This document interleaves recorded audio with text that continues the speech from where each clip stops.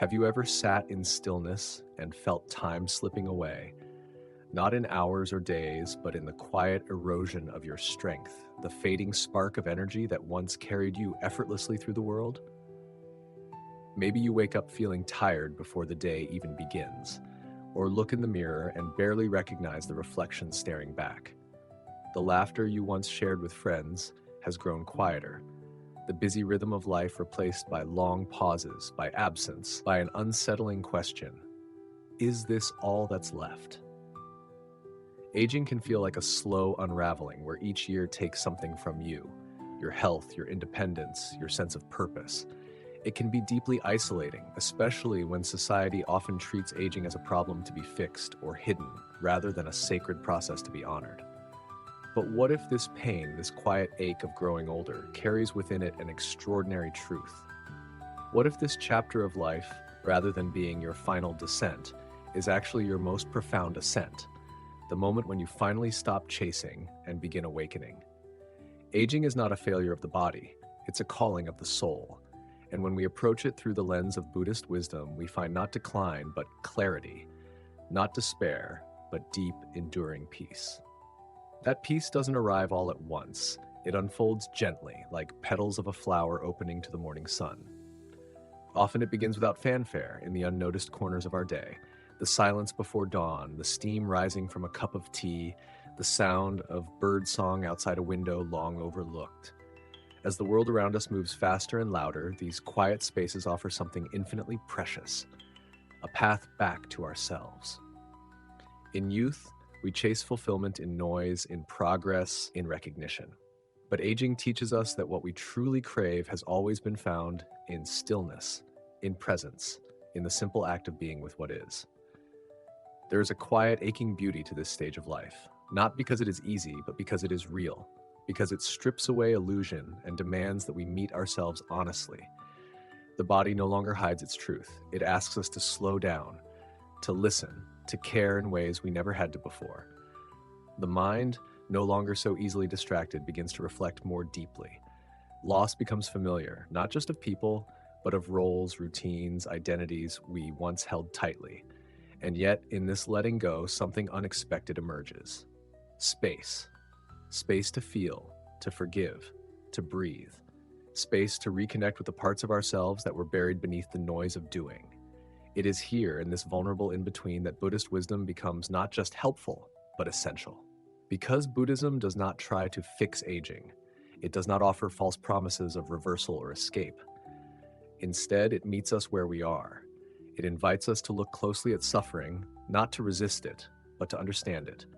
It teaches that impermanence is not a curse, but a gateway, that everything we once feared losing was never meant to be clung to in the first place. In the eyes of the Dharma, aging is not deterioration, it is refinement, a return to essence, a peeling back of layers until only the true self remains, aware, present, compassionate. And so the moments that once seemed mundane begin to glow with quiet importance.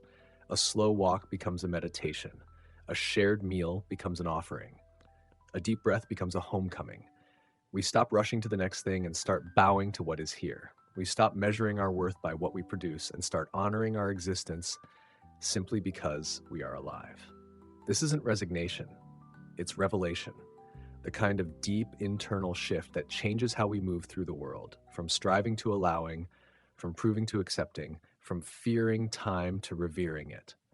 This is not just how we survive old age, it's how we thrive in it. We begin to see that this chapter, though quieter, may be the richest yet. And the best part, it doesn't require perfection, it requires presence.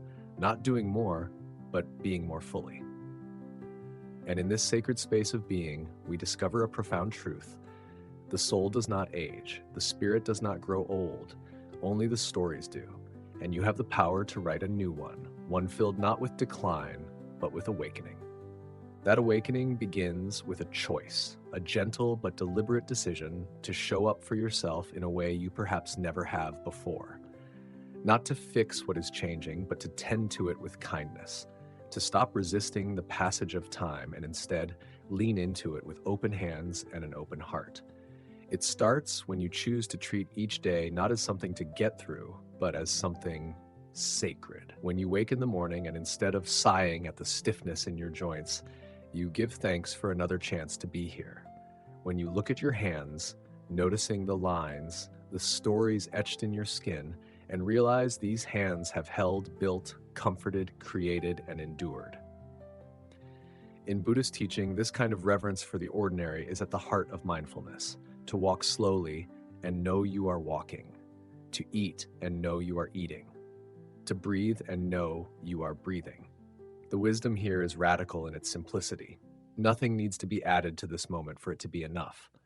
The practice, then, is not to chase transformation, but to see that it's already happening in every small gesture. Each time you pause to listen to your body, each time you choose nourishment over neglect, laughter over withdrawal, silence over noise, you are cultivating a deep, rooted form of care that transcends age. This care is not a luxury, it is your birthright, and it is never too late to claim it. Buddhist philosophy doesn't offer escape from suffering, it offers tools to transform it. It invites you to meet the discomforts of aging, not with denial, but with curiosity. What if pain is not an enemy, but a teacher? What if fatigue is not weakness, but a call to realign with a more natural rhythm? What if every wrinkle, every gray hair, every moment of forgetfulness is a doorway to deeper compassion for yourself and for others walking the same path? As we age, the ego softens. The masks we wore, professional titles, social roles, even physical appearance, begin to fall away.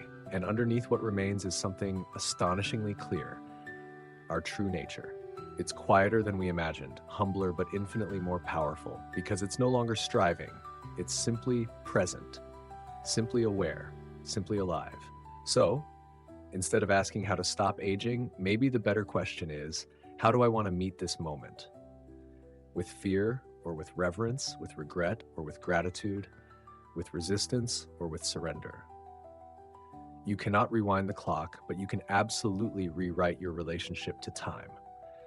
And in doing so, you step into something far more lasting than youth: wisdom, peace, and a love for life that is not conditional on how much of it remains, but on how deeply you live it now. This is where your journey begins.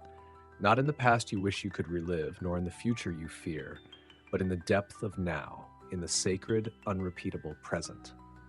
Every breath is a beginning. Every step, no matter how slow, is a path forward. And the truth is, aging does not ask you to give up your vitality. It asks you to redefine it, to shift from the loud energy of striving to the quiet strength of presence. Vitality in this season of life is not measured by speed or ambition, but by awareness, by how deeply you feel, how openly you love, how gently you hold your own heart. In the wisdom of Buddhism, suffering arises not from aging itself, but from clinging to what no longer is, from refusing to let go of who we once were, instead of embracing who we are becoming.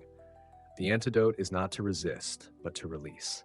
Let go of the shame, the self-judgment, the expectations that say you must always be busy, productive, or young at heart in some performative way. You are allowed to slow down, you are allowed to rest, you are allowed to be whole exactly as you are.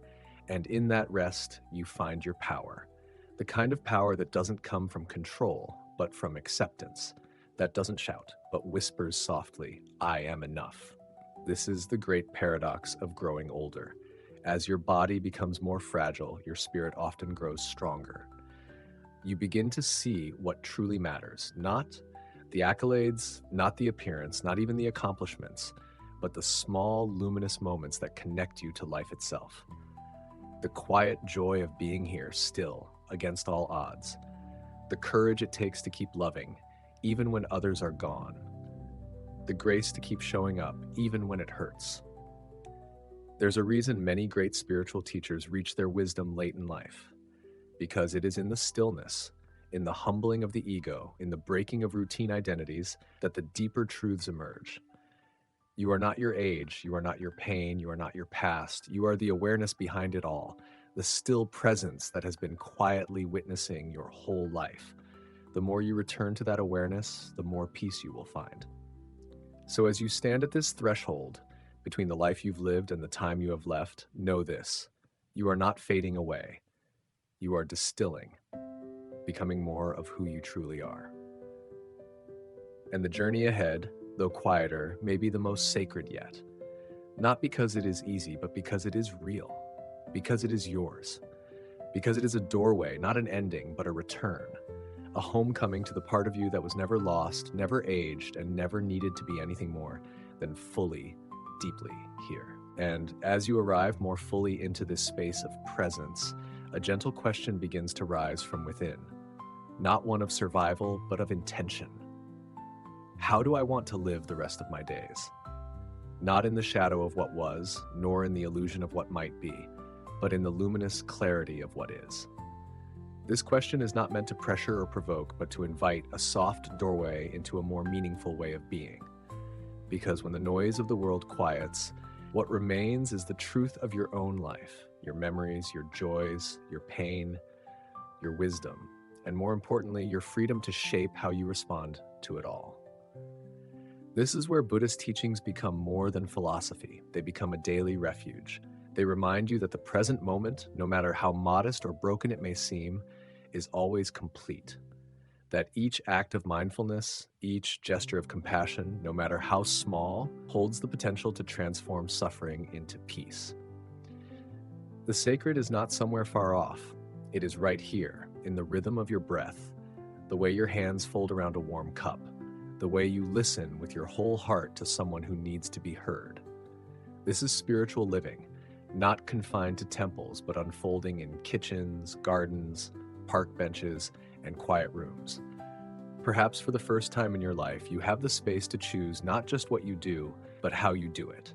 To walk slowly with presence, to eat with gratitude, to speak with care, to rest not out of exhaustion, but with reverence for your body's wisdom. These are not mere habits. They are sacred rituals that carry you home to yourself. And slowly, the story you tell yourself about aging begins to change. You stop seeing it as a descent and start to recognize it as a deepening, a refining, a softening of the noise so you can hear what your soul has been whispering all along. You were never meant to disappear with age. You were meant to emerge. To let your life speak not through speed or performance, but through authenticity, simplicity, and presence. Because in the end, no one remembers how fast you moved, how many tasks you completed, or how well you hid your pain. They remember your presence, your gentleness, your truth. They remember how you made them feel seen, heard, loved. And that begins with how you treat yourself, with how you show up for your own life. So begin here, in this moment, not with a grand plan, but with a quiet breath and a small intention. Today, I will care for myself not out of fear, but out of love. And that love, mindful, tender, unwavering, will be the light that carries you through the sacred years ahead. This love, rooted in awareness and nurtured by intention, is not sentimental, it is radical. Because to care for yourself in a world that often overlooks the inner life of aging is an act of quiet rebellion. To say, I still matter, not with defiance but with dignity, is to reclaim a sacred space for your own becoming. And that becoming is not over, it is deepening, flowering in ways that youth could never understand. The pace may have slowed, but the depth is greater. Your days are no longer about how much you can achieve, but about how deeply you can feel, how truthfully you can live, and how gently you can touch the lives around you. This is where the Buddhist path intersects so powerfully with the aging journey. The teachings are not theoretical, they are profoundly practical. They offer you tools not to escape this stage of life, but to embrace it fully, to meet grief with compassion, solitude with presence, uncertainty with trust. Through mindfulness, you begin to notice not only what is happening around you, but what is unfolding within. The fears that arise, the memories that surface, the old wounds still tender beneath the surface. And instead of pushing them away, you learn to sit with them, to breathe with them, to make peace with them, not as enemies, but as messengers. Because every scar has a story, every ache has a lesson, and every wrinkle is a line of poetry written in the language of endurance. You begin to see your life not as a series of losses, but as a mosaic, each piece essential, each fragment holding meaning. Even the brokenness begins to shine when held in the light of awareness. This is not a romantic ideal. It is a hard-earned truth, one that becomes clearer as the distractions fall away and the essentials rise to the surface: love, presence, forgiveness, joy. You may have spent years caring for others, holding space for family, community, careers. Now, it is time to turn some of that same care inward, not selfishly, but wisely. Because when you tend to your own heart with the same gentleness you've given others, something beautiful happens. You begin to heal. Not all at once, not completely, but deeply, quietly, authentically. This is your time, not to prove anything, but to be with everything. Not to chase, but to honor. Not to resist the years, but to meet them with grace, with curiosity, and with an open heart. You are not here to fade. You are here to illuminate the path for those who will walk behind you, just as others once lit the way for you. So take this moment, not as a closing chapter, but as an invitation to live more softly, more truly, more wholly. Let your life, exactly as it is now, become a teaching, a quiet testament to the strength found in slowness, the clarity born of stillness, and the wisdom that only time can reveal. And as this quiet testament unfolds, it becomes clear that your presence, just your being, is already a gift. You no longer need to strive to be significant because you are significant. Not for what you produce or how busy you stay, but for the depth of your presence, the warmth of your gaze, the steadiness of your wisdom. You have lived, you have endured, you have grown. And now, in this tender, expansive space that age brings, you have the opportunity to live differently, not smaller, but more soulfully. There's a profound difference between simply existing and truly being. And the older we grow, the more we are invited to shift from doing to being. This is not passivity, it is presence. It is the strength to be fully here without needing to control, fix, or chase. It is the quiet courage to sit with whatever arises, grief, joy, boredom, tenderness, and allow it to flow through without resistance. Because what we resist controls us, but what we embrace transforms us. The beauty of aging lies in this very transformation. Just as a tree sheds its leaves to rest and prepare for new life, you too are being invited to shed expectations, regrets, false roles. Not to diminish you, but to reveal your essence, to bring you closer to your original nature, your true self that exists beneath the roles you've played, the masks you've worn, the demands you've answered. And as that self emerges, something extraordinary happens. You begin to find peace not in what you accomplish, but in how you show up. You begin to value stillness as much as activity, reflection as much as movement. You begin to see again with childlike wonder and elder wisdom the small, sacred miracles of each day. The morning light slanting across the table, the laughter in a neighbor's voice, the grace of your own breath rising and falling in your chest, quietly affirming, I am still here, and that is enough. This way of living is not common in a world obsessed with youth, speed, and surface, but that is precisely why it is so powerful. It is a return to truth, a path walked not with urgency, but with reverence, a path where each step matters, not because it leads somewhere flashy, but because it is walked in awareness. In this way, aging is not a detour, it is the heart of the journey. The part where life finally begins to make sense, where all the pieces come together, not into a perfect picture, but into a beautiful, imperfect wholeness. So let your life now be your meditation. Let it be your offering. Let it be your prayer, not with words, but with presence. Not through what you achieve, but through how fully you live each sacred, fleeting, precious moment that remains. Because this is your time, this is your dharma, and this is your freedom. And in that freedom, there is peace, not the fleeting peace of distraction or avoidance, but the deep, anchored peace that comes from fully accepting reality as it is. This peace doesn't erase pain, but it allows you to hold it with tenderness. It doesn't deny uncertainty, but it gives you the courage to meet it with a calm, steady gaze. This is the peace of a mind no longer entangled in the need to prove, to grasp, to chase. A mind that has learned through time and experience that true joy arises not from what we gain, but from how gently we let go. And now you begin to see life through different eyes, not the eyes of scarcity or regret, but of appreciation. You see that a slow afternoon can be more meaningful than years of rushing. that a heartfelt conversation can nourish the soul more than accolades ever could, that simply sitting in silence, aware of the breath, aware of the moment, can be enough, more than enough. This is the spiritual gift of aging, the wisdom to know what to hold and what to release, to hold compassion, gratitude, presence, to release the stories of inadequacy, the fear of irrelevance, the burden of having to be anyone other than exactly who you are now. Because this version of you, weathered, wiser, quieter, is no less worthy. In fact, it may be the most radiant yet, because you are no longer performing, you are simply being, and that kind of authenticity is magnetic. It heals, it comforts, it inspires. You may not have chosen every experience that shaped you. There may be parts of your past that still ache, memories that rise unexpectedly and leave you breathless. But with time and with presence, you begin to realize you don't have to be free of pain to be at peace. You don't have to forget the past to love the present. You just have to stop running from yourself and begin walking gently toward your own heart. And that heart, despite everything, still beats with wonder, still wants to give, still wants to receive, still longs to be seen, not for what it used to be, but for what it still is, open, alive, and sacred. You are not finished. You are not invisible. You are becoming the truest version of yourself, one mindful breath at a time.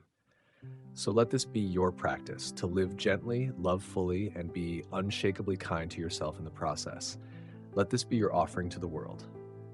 A life not defined by what you've lost, but by how deeply you've learned to stay present with what remains. And let this be your prayer.